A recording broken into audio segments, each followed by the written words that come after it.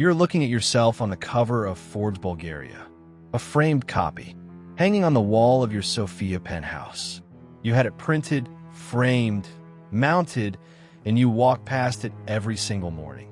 Not because you are vain, because you're disciplined, because the frame is a reminder. The frame is proof. Proof that a Romani girl from a small apartment above a butcher shop in Schramberg, Germany, a girl whose father repaired tires for a living and whose mother taught toddlers the alphabet, can put herself on the cover of a magazine and make an entire continent believe she is the future of money. It is October 2017. You are 47 years old. Wait, no, you're 37 years old. But already you feel ancient. Already you feel the weight of the architecture you have built, floor by floor, lie by lie, event by event, pressing down on the bones behind her eyes. You have a daughter. She is 14 months old.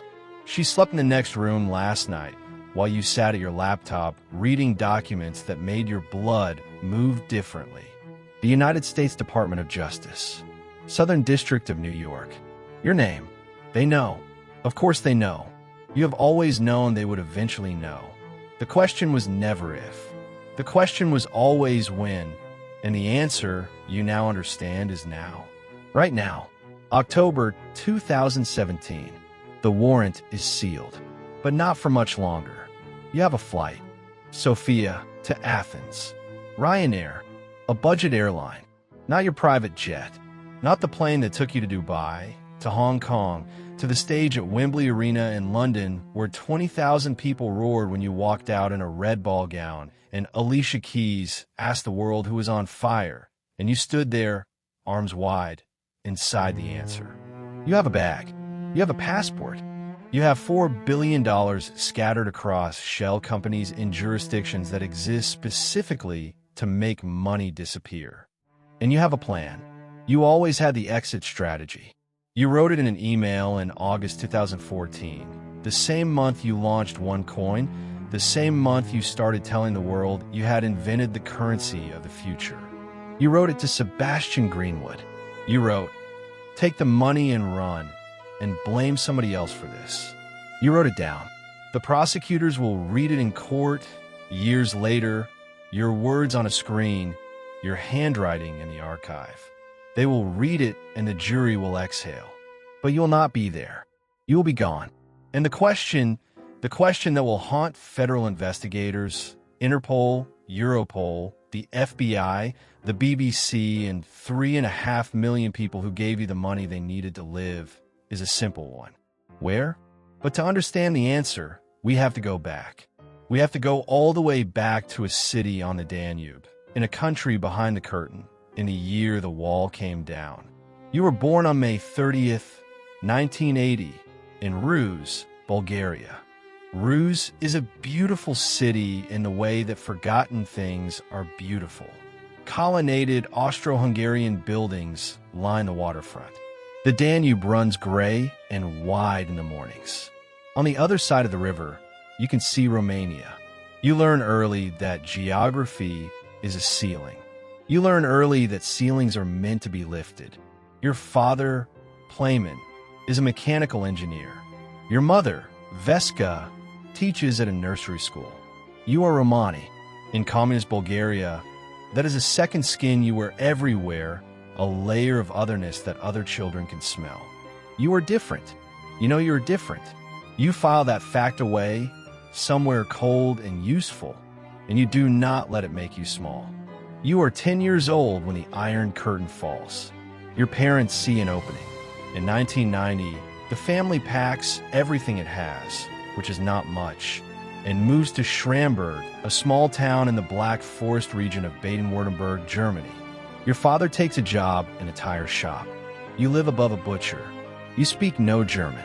You are 10 years old in a country whose language you don't know, and you decide, with the clean ferocity of a child who has nothing to lose, that this is temporary. Within a year, you are at the top of your class.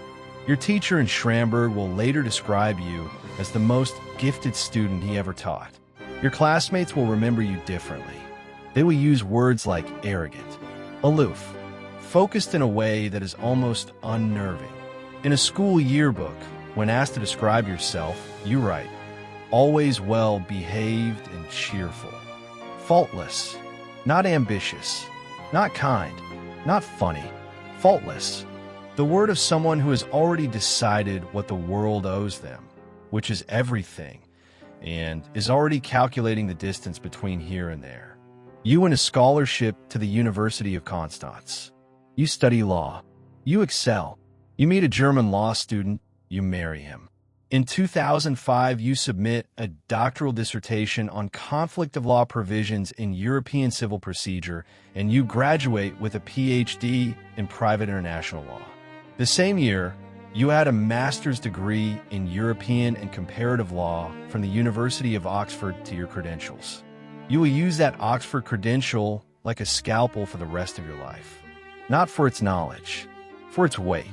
Oxford is a word that makes rooms go quiet. Doctor is a title that makes people stop asking questions. You understand this the way a locksmith understands a door. Not philosophically, mechanically. You go to work for McKinsey & Company. You are building the costume. Every credential, every title, every degree is a stitch. By the time you are in your early 30s, you have built a persona so sturdy that the person underneath it, the Romani girl from Ruse, the kid from the apartment above the butcher, is completely invisible. But the costume has already shown one crack. In 2012, a German court convicts you of fraud. It is a relatively small case. Your father acquired a company. The company went bankrupt under dubious circumstances shortly after. A court finds you complicit. You receive a suspended sentence of 14 months. No prison, no headloans, no catastrophe. Just a court document that will sit in a file for years while the world looks the other way. You look at the conviction the way you looked at Schramberg. Temporary, a ceiling, a thing to be lifted. You don't know it yet, but the person you are about to become has never believed in consequences. And that belief, more than any technical detail, more than any missing blockchain, more than any wire transfer to any offshore account, that belief is the fuse. The year is 2013. Bitcoin is beginning to move. You're watching like a chess player watches an opponent open with an unusual gambit. Not with admiration, with calculation. You understand, with a precision that will later terrify prosecutors, exactly what Bitcoin has done. It has created a category, a new category called cryptocurrency. And this category is perfect, not because it is technically sound, not because you believe in the philosophy of decentralized finance, but because it is invisible. The product is code. The value is belief. The blockchain is a word that 99% of the people who hear it cannot explain. You cannot hold a cryptocurrency. You cannot weigh it. You cannot put it under a microscope. You can only trust it. And trust, is the easiest thing in the world to manufacture if you're wearing the right costume. You meet Sebastian Greenwood. He is a Swedish-British salesman, a golden retriever in an expensive suit. He has been involved in multi-level marketing schemes before. He understands the machinery of recruitment, the way human networks become self-propagating once you attach a commission structure to them. He is not your equal, but he is your instrument. In August 2014, the two of you sit down and write an email. The email contains a phrase that no one building a legitimate financial product would ever write. Take the money and run and blame somebody else for this. You write it casually, almost dismissively, as if the end of the scheme is just a logistical detail to be managed later.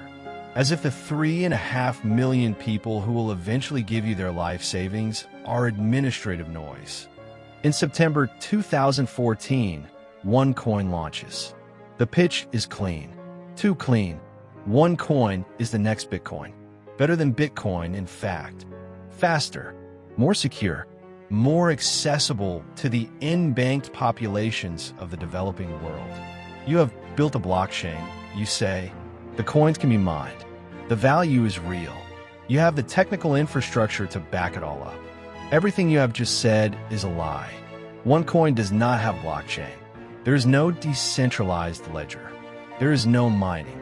The coins exist only in an internal database, controlled entirely by you, with values you set yourself, numbers you change whenever you need to. The coin that is worth 50 cents today will be worth €5 tomorrow because you will open a spreadsheet and change a number. That is the entire technology. A spreadsheet, a number you control, a fiction wearing the word blockchain like a Halloween mask. And the worst thing, the thing that keeps federal prosecutors up at night when they think about this case, is that it works. It works because you are Ruja Ignatova. You have a PhD. You have the Oxford credential. You have the posture of a woman who has never been wrong about anything. You fill conference halls. You use the correct terminology. You speak in full sentences at a speed that signals mastery. You are not selling hope. You are selling certainty. You are selling faultlessness. And the world buys it. And that is the worst thing that could have happened. The packages arrive first in Eastern Europe, then Southeast Asia, then Africa, then Latin America. You have designed them brilliantly. OneCoin is not sold as an investment. It is sold as an educational package. You buy the starter package for €100. You buy the Tycoon Trader package for €13,750. Each package comes with an educational component, videos, webinars, PDFs about trading and financial literacy that allows OneCoin to claim it is selling knowledge, not securities. The coins are a bonus, a reward for learning. The regulators are already circling, but they are circling a target moving at a speed they have not encountered before. Because you have also built a multi-level marketing network of astonishing power. Sebastian Greenwood manages it. If you recruit a new investor, you earn a commission. If your recruit recruits someone else, you earn a commission.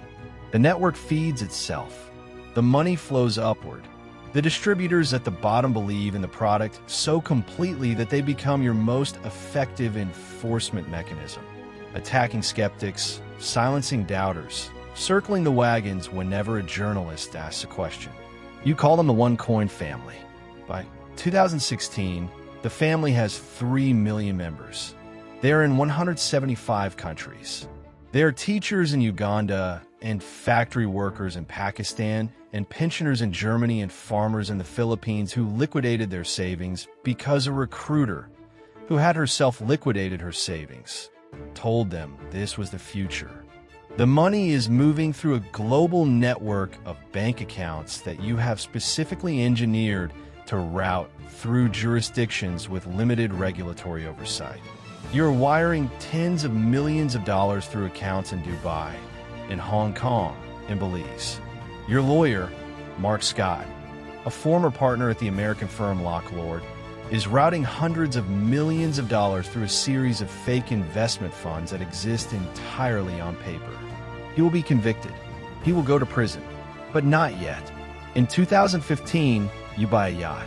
In 2016, you buy a penthouse in Sofia and properties in Spain, Dubai, Thailand. And on June 11th, 2016, at Wembley Arena in London, the same stage where the Rolling Stones have played, where Adele has played, where the greatest acts in the history of popular music have filled a room with electricity, Sebastian Greenwood steps to the microphone and says, "This is the creator, the mastermind, the founder of cryptocurrency, of OneCoin." Now, this will be the biggest welcoming on stage that we've ever done in history. Alicia Keys' Girl on Fire shakes the rafters. Fireworks go off on the stage. You walk out in a red ball gown, and 20,000 people scream. You stand at the microphone. You look out at this sea of faces. People who saved for years to afford the airfare to be here. People who remortgaged their houses. People who believed in you the way they believe in things that are too rare and too good to question. You look at them and you say with complete calm, OneCoin is supposed to be the Bitcoin killer. In 2 years, nobody will speak about Bitcoin anymore. The room erupts. Every dollar in those 20,000 wallets is building a time bomb. You know that. You have always known that. The email from August 2014 is sitting in a server somewhere. The exit strategy is already written. The cracks do not start small. The cracks start with the exchange. OneCoin has a problem that it has always had and has never been able to solve. If the coins are real, people need to be able to sell them. A currency you cannot spend or exchange is not a currency. It is a number on a screen. So OneCoin builds an internal exchange called Scoinks, a marketplace where members can buy and sell coins between themselves at prices that you control. It almost works. In January 2017, Scoinks goes dark. Without warning, without explanation, the exchange is simply closed. Members who have been waiting to cash out find themselves staring at a screen that says nothing. Hundreds of millions of dollars in coins. Coins they have paid real money for. Coins they have recruited their families and friends to buy are frozen. Untouchable. Worthless. The family turns restless. Journalists begin asking questions. Tim Curry, not the actor, a blogger, has been writing a series of detailed posts about OneCoin's lack of a blockchain since 2015. He is dismissed as a troll, a Bitcoin maximalist, a hater. His posts are forwarded to OneCoin's legal team, who sends cease and desist letters. The family reports him. The family calls him a liar. But the questions are not going away. In 2016, the Hungarian central bank publicly states that OneCoin is a pyramid scheme. The Financial Conduct Authority in the United Kingdom issues a warning. German regulators issue a cease and desist order. One by one, country by country, the institutional walls are closing. You stop sleeping well. You wake up at 3 in the morning, and the first thing you do is check your phone.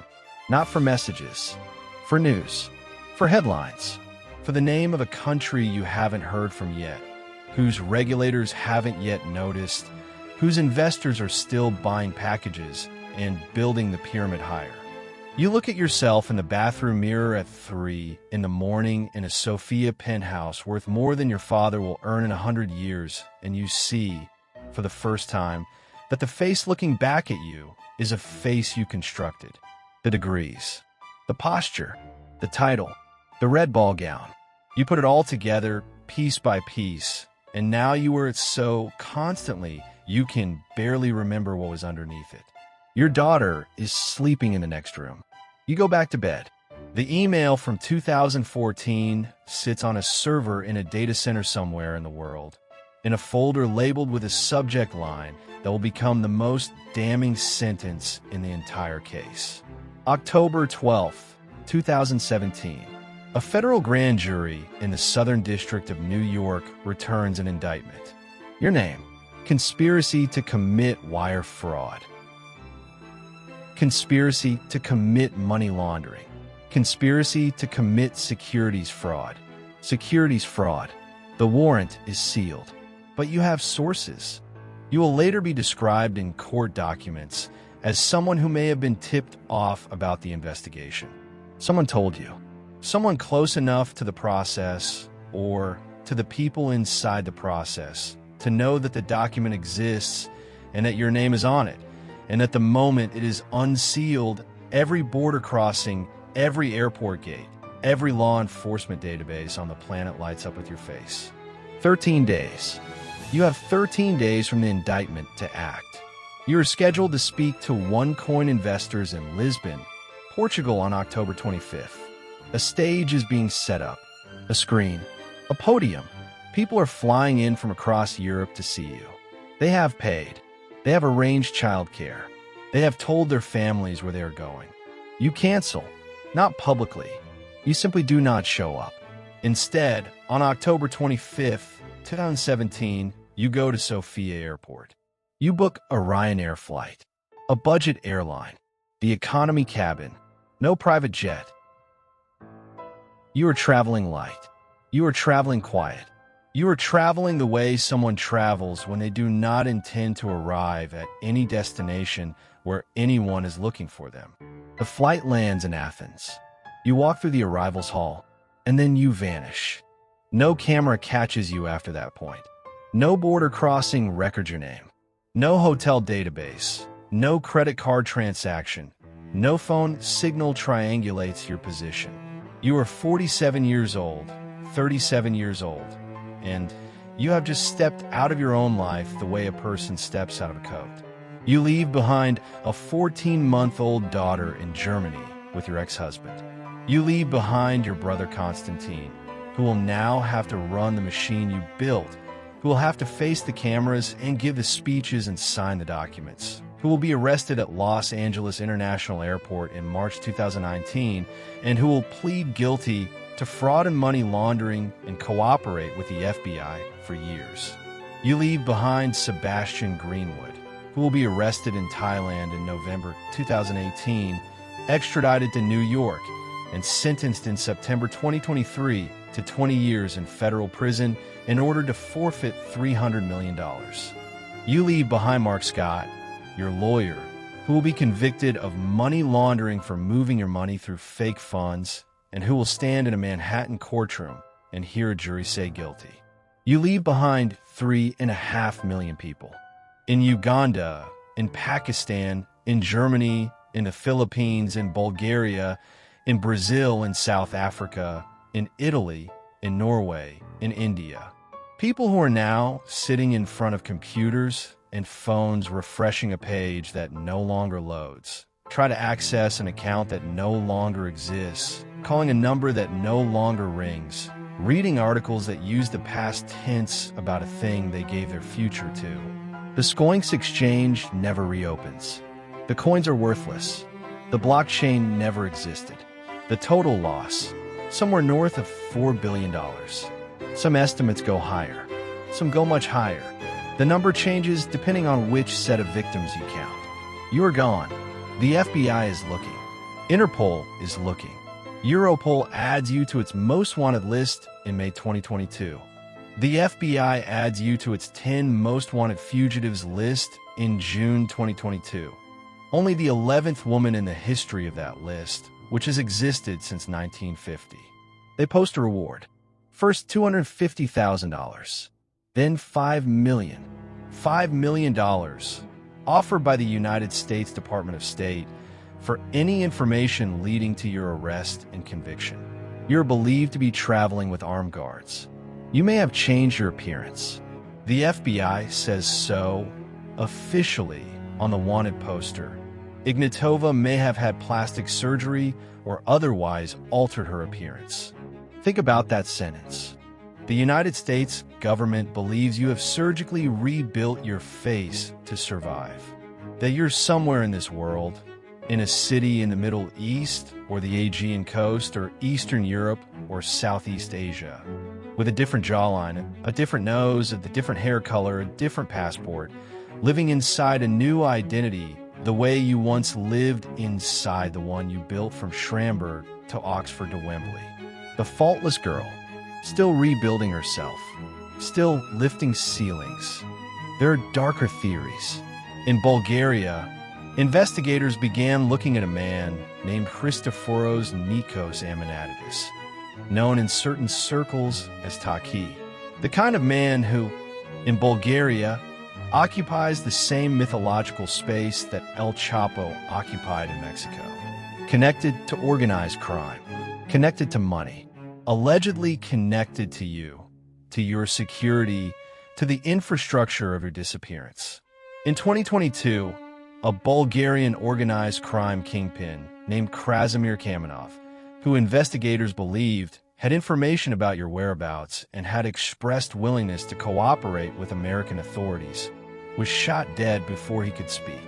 Some investigators believe you are still alive. Some believe you died in 2018, murdered by the same criminal network that helped you disappear because at some point you became more dangerous alive than dead. The FBI has not closed the file. The reward still stands. A UK court imposed a global asset freeze on you and your associates in August 2024. A court in Guernsey ordered the seizure of properties held in your name through shell companies. The legal machinery continues grinding through the architecture of your financial life, recovering what it can, distributing what it finds back to the people you took it from. It is not enough. It is never enough. There's a photograph of you, not on a wanted poster, not in a court document, not in a documentary. Earlier than all of that, you're 10 years old. You have just arrived in Schramberg, Germany. Your father works in a tire shop. You live above a butcher. You speak no German. The other children do not know what to make of you. And in that photograph, if you could look at it now, from wherever you are, behind whatever face you're wearing, in whatever city you have made your new nowhere, in that photograph you can see the thing that the PhD and the ball gown and the stage at Wembley and the Forbes cover all came from. A child who decided that the life she was born into was just the first draft. A child who looked at every ceiling and saw floor. The tragedy is not that she was wrong about that. The tragedy is what she built on top of it. 3.5 million people trusted you. They trusted a woman who wrote in the founding document of her own fraud, before a single coin was sold, before a single investor signed a single form, in a casual email on an August afternoon in 2014. Take the money and run. You wrote it down, and then you did exactly what you said. Somewhere on this earth tonight, in a room that no warrant has found, behind a face that no database has matched, the most wanted woman in the history of financial crime is either alive and counting on your silence, or she's already a ghost who doesn't know she's haunting us. The coins are gone. The blockchain was never real. The queen has left the board, and the game is still running.